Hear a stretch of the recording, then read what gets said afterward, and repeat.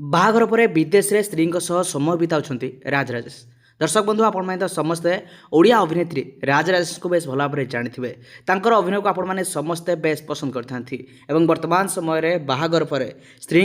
Honeymoon ले विदेश रे पहुंचती। तबे सेठरे पहुंची मध्य स्त्री किछि श्रुति समस्त सहित शेयर करछंती। ता सहित बाहाघर मात्र मासे परे से एक बहुत बड़ खुशी खबर देछंती। जो संपर्क रे आपण मानकू एते दिन हेबो लुचाई रखिथिले से हठात काहेकि विवाह कले एवं एते जल्दी बाहाघर पछरे कौन रहिथिला प्रकृत कारण सबकिछ विषय आपण माने निश्चित भाव में आग को भिडियो जानवा को पाइबे। भिडियो को निश्चित भाव में शेष पर्यंत देखा चेष्टा करेंगे। जो मैंने प्रकृत में अभिनेता राज राजेश को तांकर अभिनय को बेस पसंद करते निश्चित भिडियो को लाइक करेंगे। ताल दर्शक बंधु आपण मैंने तो समस्ते बेस भल भाव में जानते कि राज राजेश निकट में बह बंधन में बांधि होते बाहाघर को मात्र मासे पुरुषी आईटा भी जानते बाहाघर संपर्क में से पूर्वर क्या भी किसी भी जन ना बाहाघर गोटे दिन पूर्व ही समस्त को जनाइले हेले अचानक जो कथा शुणी फैन मैंने समस्ते सरप्राइज होते एमती कौन परिस्थिति है जे राज राजेश बाध्य हो एते जल्दी विवाह कले प्रकृत में अचानक एमती बाहाघर पछरे कौन रही असल कारण